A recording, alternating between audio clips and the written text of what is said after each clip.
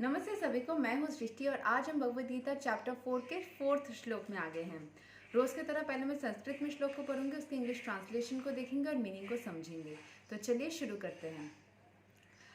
अर्जुना उवाच अपराम भावतो जन्मा पराम जन्मा विवस्वतः कथाम इतद् विज्ञाणीयां त्वाम अदौ प्रोक्तवान इति. Arjun said, "The sun god Vivaswan is senior by birth to you. How am I to understand that is the beginning you instructed this science to him?" तो अर्जुन ने पूछा कि जो सन गॉड विवस्वन है वो तो आपसे भी उम्र से बड़ा है ना, आप तो दुनिया में बाद में आए, तो मैं कैसे समझ पाऊँ कि आपने ही उसको भी समझाया था, क्योंकि आप तो बाद में आए, तो कैसे ये पॉसिबल हो पाया. Arjun is an accepted devotee of the Lord, so how could he not believe Krishna's words? The fact is that Arjun is not inquiring for himself, but for those who do not believe in the Supreme Personality of Godhead, or for the demons who do not like the idea of Krishna should be accepted as the Supreme Personality of Godhead. For them only Arjuna inquires on this point, as if he were himself not aware of the personality of Godhead or Krishna. As it will be evident from the 10th chapter, Arjun knew perfectly well that Krishna is the Supreme Personality of Godhead, the fountainhead of everything, and the last word in transcendence. Of course, Krishna also appeared as the son of Devaki on the earth. How Krishna remained the same Supreme Personality of Godhead, the eternal original person, is very difficult for any ordinary man to understand. जो ईश्वर होंगे ना, वो कभी भी दुनिया में मर्त लोक में जैसे कि कृष्ण आए थे, देवकी की संतान या यशोदा की संतान बन के आने के बाद भगवान बने, क्या ये पॉसिबल है? भगवान क्या नया पैदा होता है? भगवान तो है ही हमेशा हमेशा के लिए. और मुझे ये बात कभी समझ में नहीं आती जब कोई ऐसा बोलते हैं ना कि इस धर्म के इंसान तुम्हारे भगवान हमारे भगवान. भगवान क्या अलग अलग मिनिस्टर्स है क्या? अलग अलग राज्य के, कंट्रीज़ के जैसे हमारे होते, एक ही सोर्स एनर्जी होते हैं, अलग अलग फॉर्म में हम उनको विजुअलाइज करते हैं या प्रे करते हैं. एक ही ईश्वर को अलग अलग फॉर्म्स में हम प्रे करते हैं. So that is the thing. So जैसे मैं बता रही थी कि ईश्वर जो हमारे होते हैं वो अलग अलग फॉर्म्स में हम उनको याद करते हैं या अलग अलग फॉर्म्स में हम उनको पूछते हैं, लेकिन एक ही सोर्स एनर्जी होता है, राइट? सो यही चीज़ बताने के लिए अभी देखिए, जो ईश्वर आए, अभी बहुत सारे लोग सोच सकते हैं कि कृष्णा तो आए, तो पहले कौन था? कृष्ण ही थे, कैसे हो सकता है? तो ये सारे क्वेश्चंस अगर ऑर्डिनरी इंसान के माइंड में आए, उस चीज़ को क्लियर करने के लिए अर्जुन ने इस क्वेश्चन को पूछा कि आप तो बाद में आए, विवस्वन यानी कि सूर्यदेव तो आपसे उम्र में बड़े हैं, तो आपने उनको कैसे ही समझाया? सो इस डाउट को वो क्लियर करने लगा. How Krishna remained the same Supreme Personality of Godhead, the eternal original person, is very difficult for any ordinary man to understand. जो लोग ऐसे भी कृष्ण भगवान को मतलब वही सर्वोत्तम है नहीं मान पाते हैं, उनके लिए भी ये क्वेश्चन क्लैरिटी लाने के लिए अर्जुन ने पूछा. Therefore, to clarify this point, Arjun put the question before Krishna so that he himself could speak authoritatively. That Krishna is the supreme authority is accepted by the whole world, not only at present but from time immemorial, and the demons alone reject him. Anyway, अगर आप देखेंगे ना कि जैसे कृष्ण भगवान का जो जाप होता है या भक्ति होता है वो वर्ल्ड फेमस है. किसी भी और रूप में अलग अलग कम्युनिटीज़ में, अलग अलग प्रदेश में इस तरीके से एक्सेप्टेड नहीं है कोई भी फॉर्म ऑफ गॉड जिस तरीके से कृष्ण है. तो ये तो सभी जगह पे हम देख पाते हैं. इस्कॉन के हम अलग अलग इंस्टीट्यूशंस भी देख पाते हैं. So it has become worldly and widely accepted, right?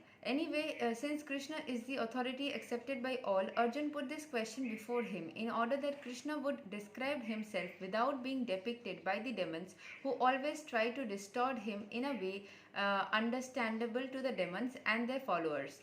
It is necessary, मतलब demons जो होते हैं, जो राक्षस प्रकृति के लोग होते हैं, वो हम अपने हिसाब से कृष्ण को बना के रखते हैं, तो उनको भी उनके बातों को भी क्लैरिफाई करने के लिए कि क्या वो सही बोलते हैं या गलत बोलते हैं, तो इस बात को क्लैरिफाई करना भी ज़रूरी समझा अर्जुन ने. So, anyway, since Krishna is the authority, he would describe himself without being depicted by the demons who always try to distort him. Therefore, when Krishna himself speaks about himself, it is auspicious for all the worlds. To the demons, such explanations by Krishna himself may appear to the strange, because the demons always study Krishna from their own standpoint. But those who are devotees heartily welcome the statements of Krishna when they are spoken by Krishna himself. देखिए, ये बात मैं explain करना चाहूँगी. जब भी किसी इंसान का जो कि थोड़ा सेलिब्रिटी है, उनका इंटरव्यू लिया जाता है, तो हम कितना ज़्यादा उस बात पे एक्साइटेड होते हैं. जब उनके बारे में हम किसी और से जानते हैं या पढ़ते हैं, उतना एक्साइटमेंट नहीं होता है.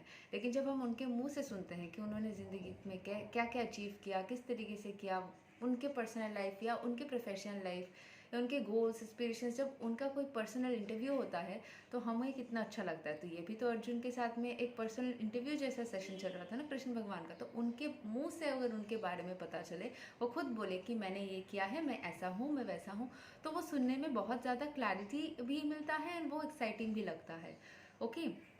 So the devotees will always worship such authoritative statements of Krishna because they are always eager to know more and more about him. The atheists who consider Krishna as an ordinary man may in the way come to know that Krishna is superhuman, that he is Satchinanda Vigraha, the eternal form of bliss and knowledge, and he is transcendental, and that he is above the domination of the modes of material nature and above the influence of time and space. A devotee of Krishna like Arjuna is undoubtedly above any misunderstanding of the transcendental position of Krishna. जो कृष्ण को जो atheist थे, जैसे मेरे एक बहुत ही चहेते friend, उनके साथ में क्या हुआ था कि वो बहुत ही ज़्यादा ईश्वर को मानते थे. तब जब वो 10th में, वो मुझसे काफ़ी सीनियर है उम्र में, सो उन्होंने स्टोरी बताया था कि वो ईश्वर को अभी मानते हैं कि नहीं. मैंने जब, क्योंकि मैं थोड़ी स्पिरिचुअल हूँ, तो हर किसी से मैं ईश्वर के बारे में थोड़ा बातचीत, अगर दोस्ती गहरी हो तो उसमें बात कर लेती हूँ. सो उन्होंने बोला था that he is an atheist. ठीक है. सो मैंने फिर पूछा कि क्यों उनको ईश्वर के प्रति उस तरीके से विश्वास नहीं है. तो उन्होंने बोला था जब वो 15 साल के थे, 10th के एग्ज़ाम तक वो ईश्वर को बहुत ज़्यादा मानते थे. वो एग्ज़ाम में बैठते भी थे तो ईश्वर को प्रे करके, मंत्र पढ़ के बैठते थे, और टाइम से बहुत पहले उनका एग्ज़ाम ख़त्म भी हो जाता था एंड वो अच्छे मार्क्स भी लाते थे. लेकिन एक बार उनका क्या हुआ, वो 100 में से 100 स्कोर करके आए. सभी ने देख के बोला कि वो 100 मार्क्स मिलेगा, क्योंकि उन्होंने आंसर्स भी क्वेश्चन पेपर के ऊपर लिख के लाए थे, जो घर में टीचर ने मैच करके बताया कि उनको 100 मिलेगा. लेकिन उनको 89 या 89 मिला था. तो उन्होंने स्क्रूटिनी में देने के बाद उनको 86 मिल गया था. तो उस दिन के बाद, और उन्होंने बहुत प्रे किया था ईश्वर को, बहुत ज़्यादा प्रे किया था, फिर भी ये हुआ था. तो उसके बाद से उनको ईश्वर के प्रति जो विश्वास था वो ख़त्म हो गया था, और उन्होंने कभी भी उस तरीके से ईश्वर को नहीं प्रे किया. ठीक है. सो ये हमारे लाइफ में कभी कभी ऐसे टेस्टिंग भी होते हैं. आई थिंक कि ईश्वर कभी कभी हमें टेस्ट करते हैं. जब आप बहुत ज़्यादा बोलते हो कि आप भक्त हो एंड भक्ति करते हो, तो कभी कभी ईश्वर आपको बहुत मुश्किल सिचुएशंस में डाल देते हैं एंड प्रे करने के बाद भी नहीं आते हैं, जस्ट टू चेक कि आपकी भक्ति कितनी स्ट्रॉन्ग है, आप वाकई में ईश्वर को उतना ज़्यादा मानते भी हो या नहीं. सो फिर उनके लाइफ में कुछ ऐसा सिचुएशन आया काफ़ी साल बाद, जिसमें उनको सच में बहुत ज़्यादा प्रॉब्लम फेस करनी पड़ी. एंड वो सिचुएशन कहीं ना कहीं अभी भी चल रही है कुछ हद तक. सो वो सभी को बोलते हैं कि अगर आप ईश्वर में बिलीव करते हो तो आप मेरे लिए प्रे करना. वो खुद भी शायद करते हैं. तो आई थिंक ये भगवान का ही लीला है. उनको ही पता होगा कि वो क्यों इस तरीके से एग्ज़ाम्स लेते हैं एंड किस कर्मा के बेसिस पे क्या होता है. सो यही है कि मैं वही बताऊंगी, क्योंकि एथिस्ट वर्ड जब मैंने देखा तो मुझे उन्हीं का याद आया, क्योंकि उन्होंने मुझे बात लिखा था कि वो एथिस्ट है या थे, जो भी, अभी मुझे नहीं पता एग्जैक्टली क्या चल रहा है, क्योंकि पिछले साल हमारी बात हुई थी. सो मैं यही प्रे करूँगी कि ईश्वर हम सभी को मति दे एंड डायरेक्शन हमें सही डायरेक्शन में लेके चले, हमें गाइड करे, हमारी सारी जो प्रॉब्लम्स है वो उसके सल्यूशंस जो ईश्वर से ही है, वो बात हमें समझने की बुद्धि दे, सद्बुद्धि दे, हमारे अंदर स्पिरिचुअलिटी को हर किसी के अंदर ग्रो करवाए, हम सभी पीसफुल रहे एंड ईश्वर की कृपा हम सब पे बनी रहे। तो ये चीज़ मैं सबके लिए ही प्रे करती हूँ। ठीक है, बाकी का देख लेते हैं। Arjun's putting this question before the Lord is simply an attempt by the devotee to defy the atheistic attitude of persons who consider Krishna to be an ordinary human being subject to the modes of material nature. A devotee of Krishna like Arjun is undoubtedly above any misunderstanding of the transcendental position of Krishna.